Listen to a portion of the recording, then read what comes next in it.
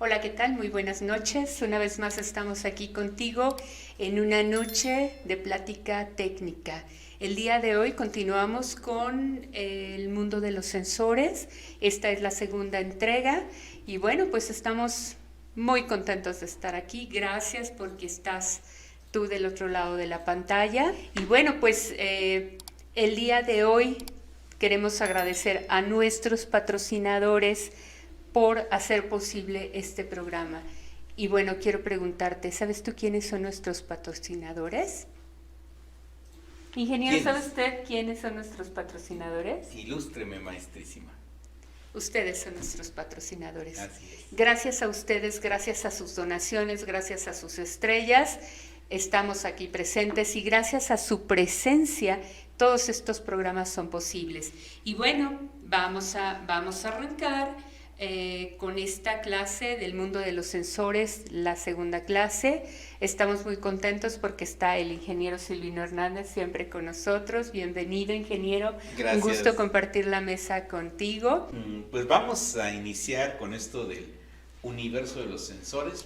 Otros le dicen el mundo de los sensores, otros le escriben otra cosa cuando los invitamos a las clases, pero bueno, qué alegría que están aquí con nosotros, de verdad que nos gusta mucho. El día de hoy me traje algunos equipos aquí a la mesa porque estamos viendo en estos temas de los jueves, estos temas técnicos, quisimos irnos de lo más simple y no voy a hablar a lo más complejo, sino de lo más simple a lo nuevo, a la parte que casi nadie conoce.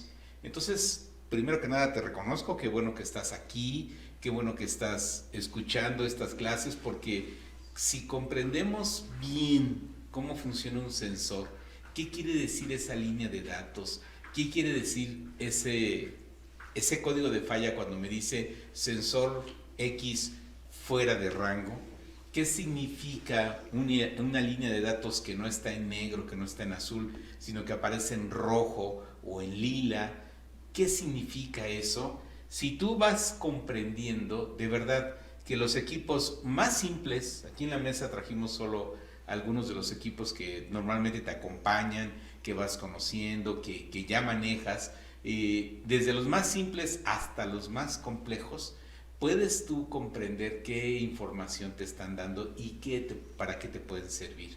Estamos ahorita en este tema del universo de los sensores, conociendo el funcionamiento más allá de solo el nombre, más allá de para el principio, para lo que sirve el sensor. Acuérdate que un sensor transforma o convierte una magnitud física en una señal electrónica. ¿Por qué decimos señal electrónica y no una señal eléctrica?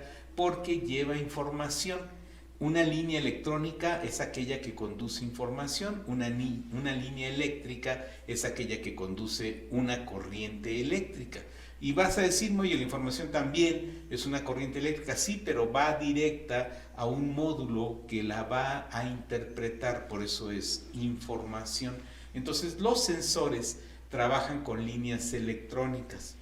Ya veremos de esta clase del jueves que viene, de hoy en 14, vamos a tener la clase del universo de los actuadores, precisamente esos componentes que la computadora controla, gobierna, para que obedezcan y ejecuten las órdenes que la computadora les manda, y las órdenes se las envía por medio de apagado y encendido. Entonces, a veces pulsos, a veces encendido permanente. Quiero que imagines las luces son actuadores. Entonces cuando pones las luces medias o las luces largas, se mantienen. Este es un flujo de corriente fijo y permanente para mantener encendida la luz. Ahora hay algunas luces que pulsan. Por ejemplo, cuando pisas el freno, si tú sueltas el pedal se apaga, si lo vuelves a pisar se prende. Entonces ese es un actuador que funciona por pulsos. El pulso tú lo decides al pisar el pedal del freno. O la intermitente que es así, pulsa de manera rítmica y va a estar encendida, apagada, encendida, apagada. Ese es un actuador. Así funciona el actuador y los focos con 12 volts. Ahora con las LEDs o con las luces, hay las que hacen el día, make day, hay las luces de neón, o las luces que se están colocando en los autos. Bueno, traemos transformadores y ya no funcionan solo a 12 volts, ya vienen con diferentes voltajes. Los focos LED, ya sean delanteros o traseros, también trabajan con diferentes voltajes, pero el principio es que van a estar ejecutando un trabajo, van a estar prendiendo para iluminar. Y esto me recuerda un chiste de Venancio. Bueno, no podemos decir nombres ni nacionalidades porque luego nos regañan, pero ya me acordé de otro chiste de nacionalidades también. Cuando le preguntan a estos personajes famosos que si puede ir a revisar si sirve la direccional o no sirve, y entonces le dicen: ponte atrás, amigo, ponte atrás, vivo, que vamos a ver si sirve la direccional. Sí, compadre, venga. Bueno, no se dicen compadre ellos, ¿verdad? Tío. Pero es que no puedo decir. Sí, nombres. Venga, tío. Sí, venga, tío. Y entonces el otro: ponte abusado, amigo, ahí va. Sí, venga, tío, venga. Y entonces cuando pone la direccional, el amigo empieza a contestar: tío, ¿sirve? No sirve. ¿Sirve? No sirve. ¿Sirve? No sirve. Entonces, sirve, no sirve. Sirve, no sirve. Sirve, no sirve. Exactamente, ¿no? Entonces, esto nos da una idea que el actuador pareciera que tiene también una línea de voltaje y que tiene una corriente y que hace lo mismo que el sensor. No es así.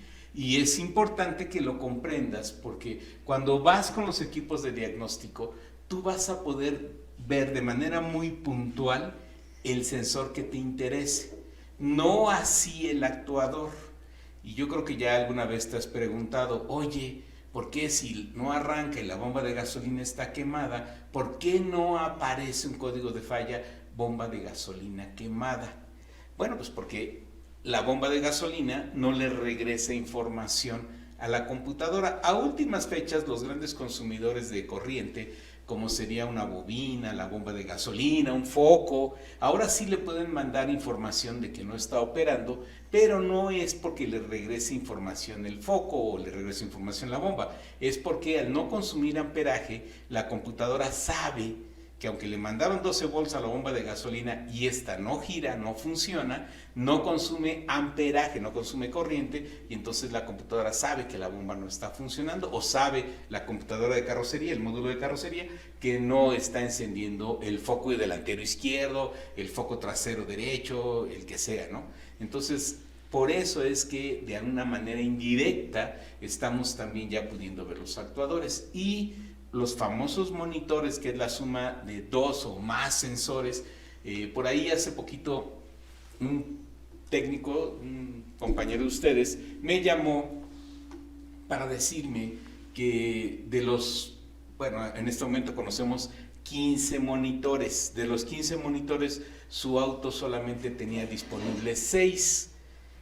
Y de esos 6 monitores, él me preguntaba cuál de esos tenía que ver con el suspender los pulsos de inyección en un motorcito de Chrysler, motor V6 de Chrysler, que cuando no está en un tránsito pesado, está el vehículo detenido, tú estás con el pie o el pedal en el freno, él puede suspender 1, 2 o hasta 3 cilindros si es un V6 o hasta 4 cilindros si es un V8, para tratar de economizar combustible. Y después ya giraron y vinieron los start-stop, donde de plano, si estás con el pie en el freno, pues lo que va a hacer es apagar el motor, dejar el cilindro más cercano en la posición lista para explosión, para que de una manera muy simple, sin forzar mucho la marcha, arranque el vehículo asistido por la marcha, o al revés, la marcha asistida por el cilindro que está en explosión, y de esa manera inmediatamente tengas, en cuestión de unas fracciones de segundo, tengas otra vez el motor girando y otra vez potencia para poderte trasladar. Este cliente me decía: ¿qué monitor de los 6 que yo estoy viendo en mi escáner OBD2 tiene que ver con esa función? Y entonces aquí hay otro tema, o sea, los 14 o 15 monitores que existen para la norma OBD2 que no todos están presentes porque unos son específicos para motores diésel, entonces si tu motor no es diésel, pues no va a traer todos los 14 o 15 monitores. Y hay algunos específicos para motores de chispa o de gasolina, que no, o de gas LP, o todos los que tienen incendian la mezcla o la combustión por chispa, que no tiene el motor a diésel, solamente los motores a chispa o a gasolina o a gas LP, solamente tienen esos monitores. Entonces, esto es importante. Los monitores de la norma OBD2 son 6 o 7 para gasolina y otros tantos más para diésel. Y no va a haber un motor que tenga los 15 monitores que hoy conocemos. Y además, no son los únicos monitores, esos son solamente para la norma OBD2, que tiene que ver con emisiones contaminantes. Aquí otra vez se nos olvidan los principios básicos.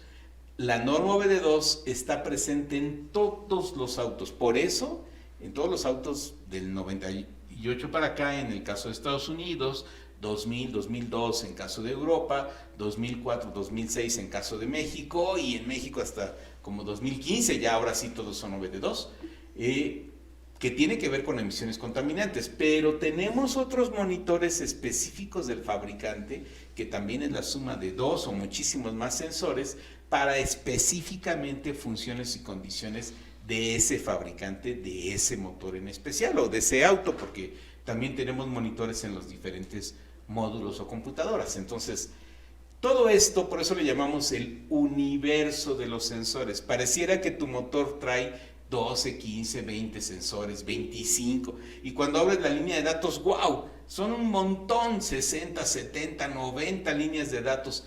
Pues es una serie de combinación de esta información. Algunas líneas de datos me va a dar voltaje, otras me va a dar la interpretación en grados Fahrenheit, me va a dar la interpretación en revoluciones por minuto, en fin. El punto es que si tú conoces desde la base lo que estamos viendo en estas clases, de verdad, las líneas de datos que se te presenten en el día a día y el estar pendiente de los equipos va a ser mucho más sencillo. Aquí te puse algunos ejemplos. Tengo aquí un Pro 3, que pues es una tableta grande, pero es importante recalcarlo, es uno de los equipos que ha crecido. Si el Pro que tú conoces normal es un equipo fuerte, que te ayuda todos los días, que es el popular de ventas, el Pro 3 es un equipo que ya cambia módulos de carrocería, de frenos ABS y de bolsas, prácticamente en el 60% del parque vehicular. Es un hitazo este equipo. Y por unos cuantos pesos más del Pro, si estás pensando en un equipo muy completo para reparación, el Pro 3 es un excelente. Pero tenemos también equipos más sencillos, y todos, si tú entiendes este universo de los sensores, van a hacerte la vida mucho más fácil. Y vamos con el video, producción, por favor. Por favor. Bien, vamos ahora con este sensor de árbol de levas. Este nos va a indicar la posición en la que se encuentra el árbol de levas. Generalmente la computadora recibe esta información y de esa forma sabe en qué momento se encuentra el pistón número 1, porque generalmente el sensor de posición de árbol de levas únicamente le va a indicar a la computadora justo cuando inicia el ciclo Otto en el pistón número 1, y de esa forma la computadora, con el sensor o con la ayuda del sensor de posición de cigüeñal, puede determinar en qué momento, en qué ciclo se encuentran los demás pistones, porque generalmente solo tenemos una muesca en este sensor, que es la muesca que nos indica en qué momento se encuentra. Con esta posición, la computadora decide en qué momento está el pistón número 1 en su fase ya listo para recibir la chispa, para provocar la fase de fuerza, y con una exactitud precisa puede determinar en qué momento están también las válvulas de ese cilindro. Y de esa forma, ya nada más checando la posición del cigüeñal, puede determinar en qué momento se encuentran los demás pistones o los demás cilindros. ¿Ok? En este tipo de sensores, hay unos de efecto Hall, hay otros de inducción y hay unos excitados mediante corriente alterna. El sensor de efecto Hall es el más común y envía una señal cuando el cilindro 1 está a punto de iniciar su ciclo, como lo habíamos comentado. Este sensor de efecto Hall lo vas a reconocer como está ahí en la foto, porque pareciera que está cerrado, está ciego. Pues sí, es prácticamente un imancito el que está dentro del sensor de efecto Hall.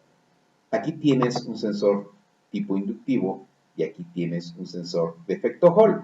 El efecto Hall nos va a dar una señal de forma de onda cuadrada y el sensor de tipo inductivo nos va a dar una señal en forma sinoidal, senoidal, o vamos a tener una oscilación entre positivo y negativo. Generalmente, dependiendo del ancho de pulso y dependiendo la frecuencia también puede ser, es como nos va a indicar exactamente la posición. ¿Ok? El sensor inductivo es muy parecido al sensor Hall, pero la señal es de tipo de onda cuadrada y el efecto Hall es de onda sinoidal o alterna, ¿no? Lo que comentábamos ahorita lo estás viendo. Queríamos hacer un hincapié o recalcar esta parte. Realmente está muy práctico, muy fácil de entender en esa gráfica que estamos viendo, ¿no? Ahora, el sensor excitado mediante corriente alterna está siendo usado en algunos motores General Motors, Ecotec. También se le llama sensor C de Carlos y de Ignacio de Dedo. Sensor de identificador de cilindros. Proporciona una frecuencia muy alta, de más de 100 a 150 kHz, o sea, como 150,000 ciclos por segundo, a una bobina de excitación situada cerca de un disco rotatorio. Dicho disco lo vamos a encontrar normalmente en el extremo de árbol de levas y al faltarle una sección y quedar abierta en esa muesca, permite que la frecuencia excite al receptor por medio de una inductancia mutua. Y entonces aquí vas a ver ese sensor cómo está teniendo, además de la excitación, está teniendo la oscilación. En esta gráfica, por eso es importante que vayamos aprendiendo a manejar un osciloscopio. Ya hay sensores, como en este de excitación alterna, que requerimos, de corriente alterna, que requerimos checarlos forzosamente con un osciloscopio, ¿no? Bien, entonces ya dijimos nosotros que el sensor de árbol de levas tiene esta función de identificar en qué posición se encuentra el cilindro número 1 y con la ayuda del sensor de cigüeñal, la computadora saber la posición precisa de todos los demás, con la ayuda del sensor de posición de cigüeñal, o el CKP. Bien, vamos al siguiente sensor, que como su nombre lo indica, el sensor de temperatura ECT. Este sensor de temperatura es un pequeño dispositivo, generalmente de 2 conexiones, tiene la función de informar a la computadora la temperatura del refrigerante por medio de una resistencia tipo termistor, donde a mayor temperatura hay mayor resistencia y por ende tenemos una menor intensidad o voltaje en la señal. Los hay inversos, aunque en su mayoría son sensores directos. Los inversos, a mayor temperatura, menor resistencia y mayor intensidad o voltaje en la salida. Generalmente trabajan en un rango de 0.45 hasta 4.5 volts. Aquí estamos viendo un corte del sensor, en donde en la punta vamos a ver la parte del termistor y los conectores en la parte externa o que se ven. Con esta información que la computadora recibe, decide si coloca las revoluciones por minuto por arriba de la marcha mínima o la marcha IDLE, idle, y así tener el auto en temperatura normal de operación lo más rápido posible y obtener el mayor rendimiento y performance del motor en el menor tiempo posible. Es uno de los sensores importantes del auto. De hecho, es uno de los sensores que dispara las alarmas cuando está caliente. Es uno de los sensores responsable muchas veces de que el auto esté contaminando, porque si está en mal estado, la computadora entiende que todo el tiempo el auto está frío y mantiene niveles de combustible altos en la mezcla de combustible, tratando de que se caliente el motor. Y bueno, pues eso nos redunda en un muy mal performance del motor. Bien, vamos al siguiente sensor. Vamos a ver el sensor de posición de cigüeñal. Este sensor de posición de cigüeñal generalmente está enfrente en la polea donde está la unibanda o donde está el final del motor, aunque los hay en el volante o volanta del motor, que está en la parte trasera, donde está el aro dentado, donde generalmente va la marcha, ¿no? Aquí en la foto estás viendo una de las posiciones más comunes adelante y estás viendo un sensor de posición de cigüeñal, también conocido como sensor CKP, y en algunos autos, al conocerle como sensor de ángulo de cigüeñal, les dicen CAS o CAS. Puede estar, como dijimos, en la polea del cigüeñal o en el volante, ¿no? Eso es importante. Hay algunos motores que lo traen en medio del cigüeñal, ¿eh? Son muy poquitos, algunos Nissan lo llegan a traer de esa forma, ¿no? Y también hay algunos que lo traen en el distribuidor o lo que era el distribuidor. Estos ya, como los distribuidores fueron a la basura, ya casi no existen. Estos sensores de posición de cigüeñal dentro del distribuidor ya generalmente están directamente sobre el cigüeñal, de ahí su nombre, ¿verdad? Con esta señal, la computadora o el módulo SM calcula la posición exacta de cada pistón y su ciclo o el ciclo exacto en el que se encuentra, dentro del tiempo exacto en el que se encuentran, dentro del ciclo Otto.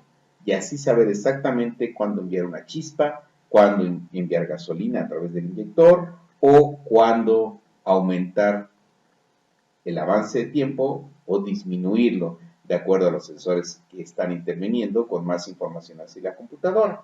¿Ok? Aquí estamos viendo uno típico que va enfrente en el volante, en la polea de la unibanda. Y aquí vemos una señal típica de un sensor de posición de cigüeñal. Generalmente vamos a necesitar el osciloscopio porque es muy raro que nuestros multímetros nos estén dando esta posibilidad de medir frecuencias alternas entre positivos y negativos. Y si nos lo dan es porque tenemos la función de Hertz, o medir frecuencia, pero es recomendable siempre al checar este sensor hacerlo con un osciloscopio. Bien, vamos al siguiente sensor. Este sensor se conoce como sensor knock o sensor de no golpeteo, así como has visto en la tele cuando estás viendo el box que le hicieron knockout. Eso quiere decir que recibió un golpe que lo dejó fuera. Entonces el sensor knock es un sensor que está sensando o está checando el golpeteo del motor. Y más que el golpeteo así tal cual, está checando si no tenemos preigniciones o lo que le conocemos popularmente cascabeleo, ¿no? Este sensor es un pequeño micrófono que generalmente se va a montar en el monobloc y este pequeño micrófono va a estar sensando o va a estar checando el cascabeleo del motor. Si empieza a escuchar cascabeleo, pues va a atrasar el tiempo para evitar la preignición. Y este sensor es el que permite mantener muy cerca la máxima eficiencia del motor sin arriesgar a que tengamos presencia de cascabeleo. ¿Ok? Aquí lo estás viendo. Generalmente es un sensor el que solo lleva un tornillito en el centro, porque lo que está buscando es que haga contacto el micrófono interno que tiene, ¿no? Este sensor, hay una forma muy típica de checarlo, muy sencilla, donde lo ubiques junto al monobloc y si puedes, para saber si se está funcionando correctamente, pon una lámpara estroboscópica, donde normalmente vemos el avance de chispa, el avance de tiempo del motor, y le das unos golpecitos con una llave cercano al sensor, no en el sensor, porque el sensor es de plástico, lo vas a romper, cerquita del monobloc, unos golpecitos rítmicos, y vas a ver cómo adelanta y atrasa el tiempo el motor, porque está tratando de ajustar la preignición que tú estás provocando con la llavecita. Este sensor generalmente lo vamos a tener como viste en la gráfica, como a veces como un impulso, como un sonido, si solo fue un golpe, que se incrementa cuando se genera y va disminuyendo conforme pasó el golpe, ¿no? El ruido que provocaste. Bien, esa es la función del sensor NOC. Ya estamos aquí de regreso nuevamente contigo. ¿Qué te pareció el video? Coméntanos. Pregunta, ¿qué hace un osciloscopio y por qué cada que hablamos de un sensor, aparecen gráficas de osciloscopio. Y entonces de repente muchos técnicos decimos, oye, pues si estás viendo que no lo domino todavía y me lo quieres explicar, pues vamos rapidito, por favor. Quiero que imagines, por eso me traje el pizarrón y desde hace rato estoy parado, esta gráfica vamos a convertirla en una gráfica de un osciloscopio. A la gráfica de un osciloscopio se le conoce como oscilograma porque va a estar ahí oscilando la información que nos manda el sensor. Vamos a suponer que antes de ir a un sensor, yo pongo mis dos puntas del osciloscopio, positivo y negativo, en la batería de un vehículo y el motor no está encendido. ¿Qué voltaje debe tener una batería en buen estado cuando el motor no está encendido? ¿Sí saben? En un vehículo convencional, de los que abundan, ya no existen vehículos con 6 volts, ya todos funcionan a 12 volts. ¿Qué voltaje debe tener entonces la batería de un vehículo que funciona con un sistema eléctrico de los llamados a 12 volts? Una batería en buen estado. ¿Sí saben? Bueno, pues lo vamos a apuntar para que no nos tardemos. 12.5 volts, no 12.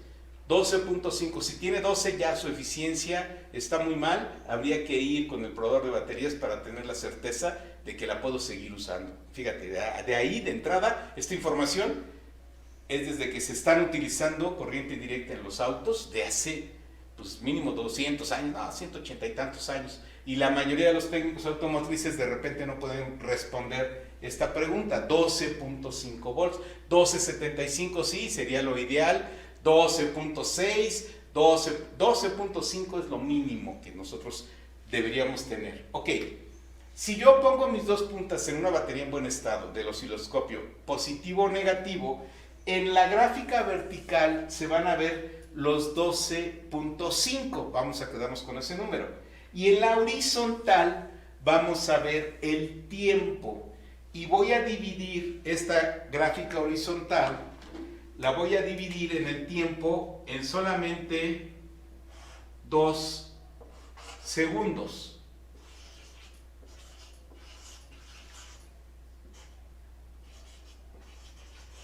Entonces quiero que imagines que yo dejo mis dos puntas colocadas en el positivo y negativo de la batería durante 2 segundos. ¿Cómo se vería esa gráfica? Se vería de esta forma. 2 segundos marcándome 12.5 volts. Eso si tienes un equipo, digamos como que un multímetro convencional. Si tú tuvieses un osciloscopio, y ahorita vamos a ver la diferencia con el osciloscopio, si tú tuvieses un osciloscopio, esta gráfica no se va a ver exactamente así, se va a ver como un pequeño rizo. Lo estoy poniendo encima. Y este rizo, cuando utilizo un probador de baterías, tiene una lectura máxima y una lectura mínima. Voy a marcarlo un poquito más grueso para que se vea hasta allá. De la cual no se puede salir. Es decir, no tengo 12.5, a veces tengo un poquito más de 12.5, 12.6 y a veces tengo un poquito más, menos de 12.5, a lo mejor 12.4, pero el promedio es 12.5. Por eso tu multímetro te va a dar en la pantalla digital el promedio de la lectura durante esos 2 segundos como 12.5.